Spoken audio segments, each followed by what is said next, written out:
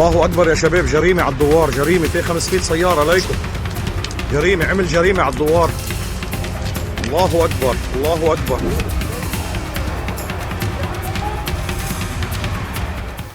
अभी एक खबर हमने आपको दिखाई थी कि किस तरीके से एक हमला होता है, इजराइल के सैनिकों को ले जाने की कोशिश की जाती है, रेस्क्यू ऑपरेशन चलता है और उसी बीच हिजबुल्लाह एक और ड्रोन अटैक कर देता है जिसमें अफरा तफरी का आलम। अचानक से तमाम सैनिकों को छोड़कर हेलीकॉप्टर उड़ जाता है। जो सैनिक वहां मौजूद होते हैं वो इतना डर जाते हैं कि जमीन पर मुंह के बल गिर जाते हैं। बहुत सारी चीजें हुई। अब एक और बड़ा हमला हुआ, इसमें भी इसराइल को भारी नुकसान उठाना पड़ा है। यह हमला कहाँ हुआ वो दिखाऊंगा, लेकिन मसला सिर्फ ये नहीं है कि दक्षिणी लेबनान तक हिजबुल्लाह अटैक कर रहा है, उसने अपना दायरा उत्तरी इजराइल तक भी फैला दिया है। लगातार हमले हो रहे हैं। वहीं दहशत फैलाने के लिए इजराइल एयर स्ट्राइक तो कर ही रहा है, दूसरी तरफ वो पैम्पलेट होते हैं ना, पर्चे, वो फेंक रहा है, डरा रहा है लेबनान के लोगों को। वो बात अलग है कि हिजबुल्लाह तो लड़ाका संगठन है भैया, वो अलग चल रहा है, लेकिन लेबनान की सरकार और सेना कुछ कर नहीं पा रही लेबनान की जनता के लिए। इस बीच अब्बास अरागाची रूस पहुंचे, वहां क्या बातचीत हो रही है वो तमाम चीज़ें भी आपको दिखाऊंगा। और नई नई अपडेट कुछ और भी निकल कर आई है, जेडी वेंस से रिलेटेड निकल कर आई, धमकियां, ईरान को धमकाना, ईरान का पलटवार, बहुत सारा घटनाक्रम। नमस्कार, मैं हूं प्रज्वल गौतम और आप देख रहे हैं the live TV. The live TV, सच सबसे आगे। सबसे पहले ये घटनाक्रम जरा देखते चलिए। पहले ये खबर निकल कर सामने आई है, पिछले 24 घंटे में हिजबुल्लाह की लगातार गोलीबारी के कारण 12 से ज्यादा इजरायली सैनिक घायल हुए।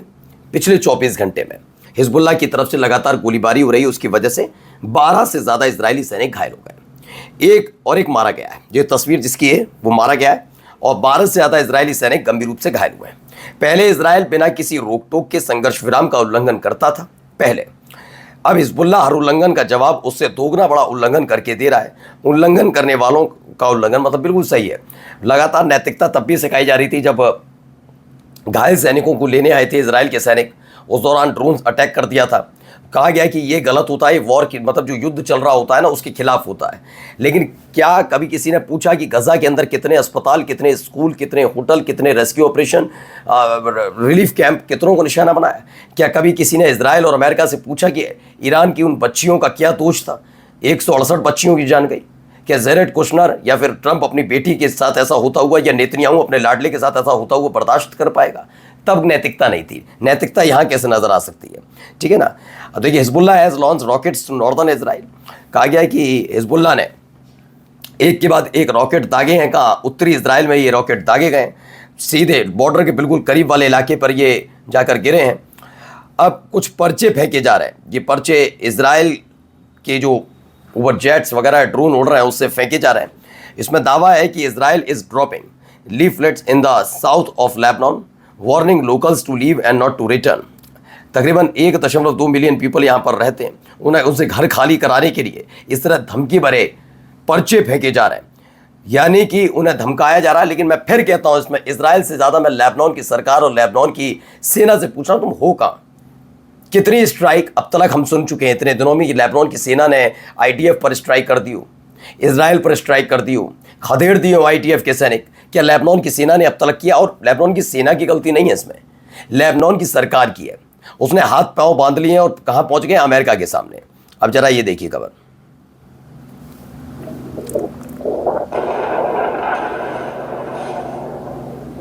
ये देख रहे हैं, ये एक के बाद एक हमले हो रहे हैं। कहां पर? दक्षिणी लेबनान में। ये सीज फायर का उल्लंघन नहीं है, ये बिल्कुल नैतिकता के साथ हो रहा होगा रिहायशी इलाकों में हमले करके। ये बेहतर तरीके से, मैं तो यही कहूँगा, जब नैतिकता की दुआई इजराइल की तरफ से दी जा रही हो। एक और देखिए, तस्वीर निकल कर सामने आई, धुआं उठता हुआ नजर आता, अलग अलग हिस्सों से धुएं उठते हुए नजर आते हैं। ये देखिए, الله أكبر يا شباب، جريمة على الدوار، جريمة في 500 سيارة عليكم، جريمة، عمل جريمة على الدوار. الله أكبر الله أكبر. ये देखिए, और भी तस्वीर है, कई तस्वीरें निकल कर आई। ये देखिए वीडियो, कितना बेताश धुआं।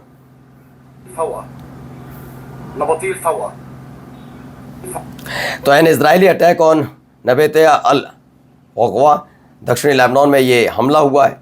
लगातार हमले हो रहे हैं और इन सब के बीच जरा ये देखिए तस्वीर एक और।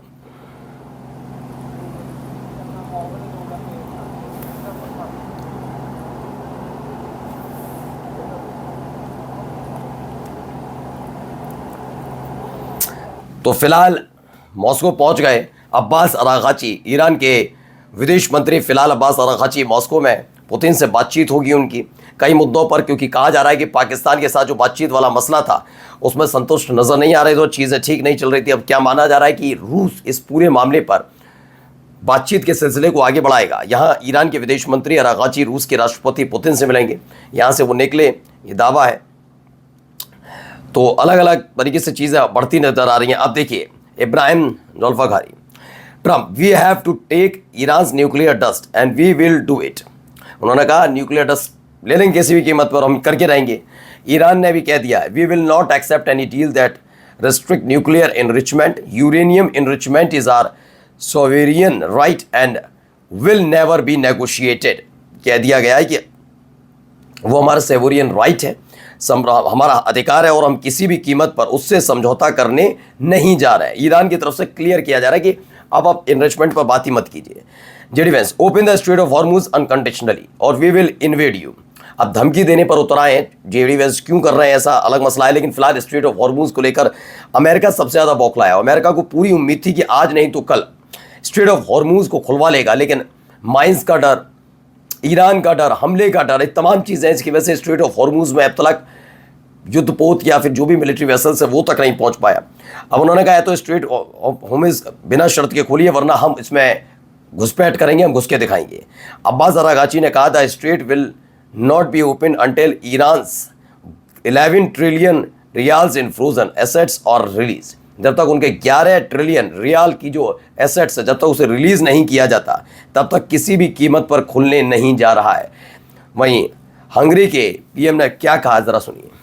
तो ये हंगरी के पीएम है, उन्होंने कहा Netanyahu will be arrested the movement he enter Hungary. उन्होंने कहा हंगरी में अगर एंटर किया नेतन्याहू ने तो उसको गिरफ्तार कर लिया जाएगा। आवाज़ हर तरफ से उठ रही है। IDF has killed over 70,000 Palestinians.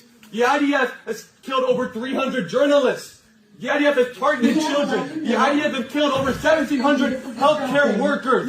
The IDF have targeted children. Hide job, 6-year-old. तो यूएसए के रटगर्स यूनिवर्सिटी के एक स्टूडेंट है, स्टूडेंट्स से सपोर्टिंग इसराइल क्लब के एक इवेंट में दखल दिया। यहाँ एक इजरायली सैनिक को बोलने के लिए बुलाया गया था। उन्होंने गजा में युद्ध की निंदा की और उसने कहा कि 70,000 से ज़्यादा फिलिस्तीनियों की हत्या की रिपोर्ट का जिक्र किया, जिसमें पत्रकार, हेल्थ केयर वर्कर और 6 साल की हिंद रजब शामिल थे। किस तरह से बेरहमी से मारा गया उसको लेकर नाराज़गी है। अब ज़रा ये वीडियो देखिए।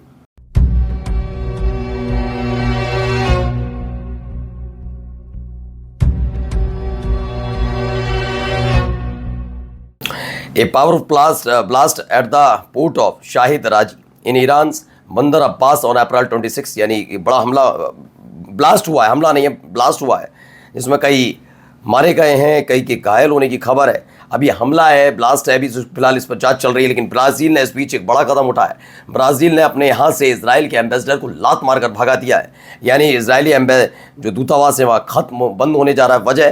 वजह ये तस्वीरें हैं जो निकल कर सामने आ रही हैं, ये देखिए।